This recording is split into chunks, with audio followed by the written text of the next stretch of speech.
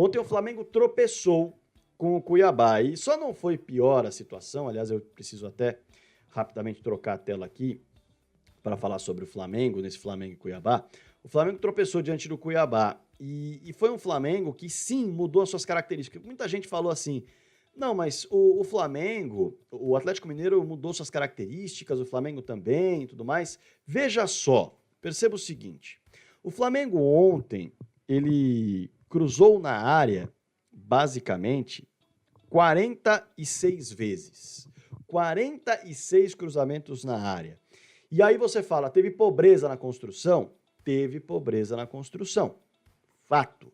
Mas, do outro lado, estava um adversário complicado também. Mas vamos falar um pouquinho do Flamengo especificamente antes de entrar no mérito do Cuiabá. Quando você percebe que a dificuldade apertou e você passou a se utilizar de algo que você não faz com muita frequência, você percebe uma discrepância muito grande nos números do jogo. O Flamengo cruzou 46 bolas na área. E aí, para você ter a noção da diferença, e aí eu vou colocar até, eu coloquei aqui as estatísticas, eu vou colocar a formação que o Flamengo entrou em campo aqui, que teve Andreas Pereira, teve Michael e teve a volta do Everton Ribeiro e do Gabigol. E aí, você olha para os outros jogos do Flamengo. O Flamengo contra o Juventude cruzou 10 bolas na área. O Flamengo contra o Fortaleza cruzou 9 bolas na área. Então, 10 contra o Juventude, 9 contra o Fortaleza e contra o Red Bull Bragantino, 17. Veja a diferença. A gente está falando aí de praticamente quase 5 vezes mais nesse jogo contra a equipe do Cuiabá, em termos de cruzamentos, pensando no jogo contra o Juventude e contra o Fortaleza, pensando no jogo contra o Red Bull Bragantino, 3 vezes mais. Então, mudou demais a característica da equipe. E aí muita gente vai falar, pô, Fragoso, mas você falou que era um elenco muito decisivo e tudo mais. Na minha concepção, o Flamengo ontem teve um Michael muito ativo no jogo. Foi um Michael que marcou um gol que foi anulado, bem anulado, válido dizer. Construiu pelo lado, jogada individual para o Gabigol finalizar e pintar o corte da zaga do Cuiabá. Mas ele conseguiu driblar, entrar na grande área e dar assistência para finalização para o Gabigol. Foi um jogador que também, chegando na área pela direita, recebeu o passe e finalizou driblando nas mãos do Walter. Foi um jogador que apareceu para bater também em contra-ataque, uma bola que passou raspando a trave esquerda do Walter. Então, foi um jogador que participou, que construiu, que finalizou e, para mim, foi quem mais puxou a responsabilidade. O Gabigol não estava se sentindo bem, é fato, indiscutível, o Renato Gaúcho falou sobre isso e foi o que pareceu mesmo em termos de participação dele no jogo. Agora, foi um Flamengo que sofreu, muito por conta do Cuiabá estar numa regularidade muito interessante. Gente, foi só o 5º jogo que o Flamengo saiu de campo sem balançar as redes. Foi só o 5º jogo no campeonato. Então o que o Cuiabá conseguiu tem muito mérito. Tem muito mérito. Também porque foi buscar um goleiro muito bom no mercado. O Cuiabá contratou o Walter, que era reserva no Corinthians, sempre correspondia quando entrava no lugar do Cássio. E o Walter vem mostrando, rodada após rodada, que é um baita goleiro e talvez tenha sido a principal contratação do Cuiabá. Não fosse o Walter, o Cuiabá teria perdido o jogo para o Palmeiras, por exemplo. Porque o Palmeiras finalizou e o Walter fez excelentes defesas. Mas, claro, o Cuiabá teve o mérito de concluir 2 vezes a gol, teve, mas o Walter segurou a equipe do Palmeiras, deixou a equipe do Palmeiras extremamente nervosa, a bola não entrava e o Cuiabá aproveitou para ganhar confiança e colocar a bola na rede para matar o jogo, porque o primeiro gol saiu logo no começo do jogo.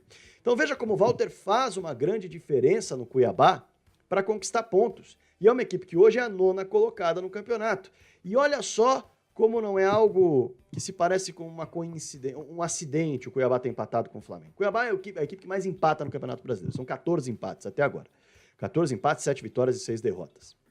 E aí, você olha para o G5, o Cuiabá empatou com o Red Bull, o Cuiabá empatou com o Fortaleza, o Cuiabá perdeu no primeiro turno para o Flamengo, mas empatou com o Flamengo agora.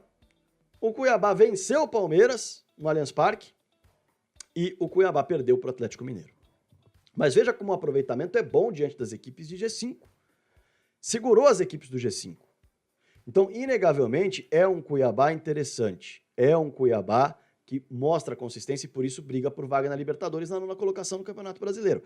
Isso significa que o Flamengo tem que aceitar esse empate como algo normal? Não, não significa.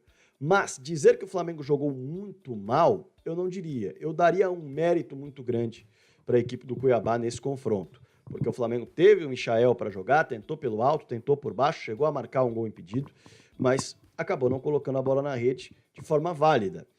É algo para falar terra arrasada? Eu acho que não. Mas é algo para se pensar em relação à escalação de um jogador como o Pedro, que, claro, não estava à disposição, mas o Pedro é um jogador que faz a diferença quando você precisa da bola aérea.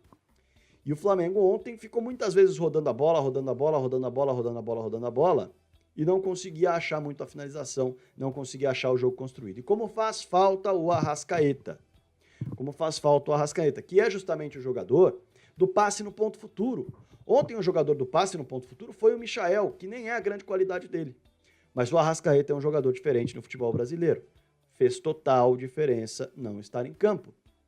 Então é um atleta que vai construir para cima de defesas fechadas, um passe por cima e deixar um Gabigol ou um Pedro na cara do gol, uma jogada em que ele vai conseguir dar esse passe na entrelinha, nas entrelinhas, melhor dizendo, e deixar um jogador na cara do gol, algo que é raro no futebol brasileiro, assim como o Nacho faz no Atlético Mineiro. E o Andreas Pereira é um atleta bom, interessante, mas que teve dificuldades diante de um Cuiabá muito fechado, que colocou muitas vezes 7 jogadores dentro da sua área, só 3 à frente, para ficar tentando travar o círculo, o Flamengo rodando bola ali à frente da grande área. Então, na minha opinião, o Flamengo sentiu falta do Arrascaeta, e esse é um ponto importante. E o Bruno Henrique, dá para dizer que sentiu falta? Dá, é um jogador decisivo? Sim, mas tinha o Everton Ribeiro, tinha o Gabigol em campo, mesmo que meia bomba, por conta, claro, da situação de saúde, que ele não estava muito bem, e não conseguiu fazer a coisa acontecer. Então eu acho que o que mais fez falta, na verdade, foi muito o Arrascaeta. O Michael partiu para cima, fez o que o Bruno Henrique faria na base da velocidade, da construção do chute, mas parou no Walter, e não só no Walter, parou também na defesa muito bem armada para fazer cortes e interceptações da equipe do Cuiabá, na minha concepção. É terra arrasada do Flamengo? Claro que não, longe disso, mas fica mais difícil buscar o título. Diminuiu um pontinho na disputa, é bem verdade, porque o Atlético Mineiro tropeçou. E eu quero falar também sobre este Atlético Mineiro, que tropeça, mas eu senti um clima de preocupação no Cuca que não deveria pintar. É o seguinte, o Atlético Mineiro perdeu uma invencibilidade de 18 jogos. 18 jogos, tá?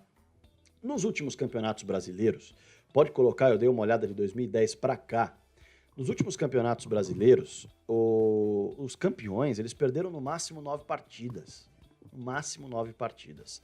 Você tá com a tabela na tela aí, você que tá me acompanhando, mas se você tá só me escutando, e aliás, a live Bora Falar de Futebol, você pode escutar à vontade. Não precisa nem ficar com a tela na imagem. Se eu for usar a imagem, eu vou falar como é agora. A tela tá com a classificação e veja só.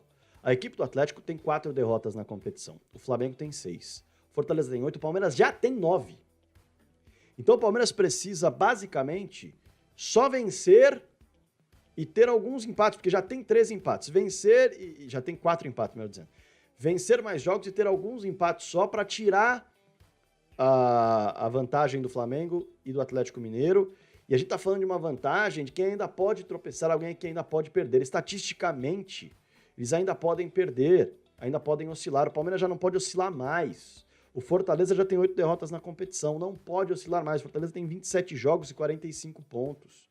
O Atlético Mineiro tem 56 pontos e 26 jogos. Então, para que Fortaleza e Palmeiras entrem na competição, Flamengo e Atlético Mineiro precisam entrar numa maré terrível de resultados muito ruins. Não é irregularidade, é regularidade ruim para que o Palmeiras entre na competição, o Fortaleza entre na competição, e aí a gente vai ter algo novo, uma novidade, um campeão que tem ali 10 derrotas na competição, por exemplo. Que isso, pelos números que eu vi nos últimos 10 anos, não aconteceu. Então é muito, muito, muito difícil que o título fuja de Atlético Mineiro e Flamengo, porque eles ainda têm margem para tropeçar.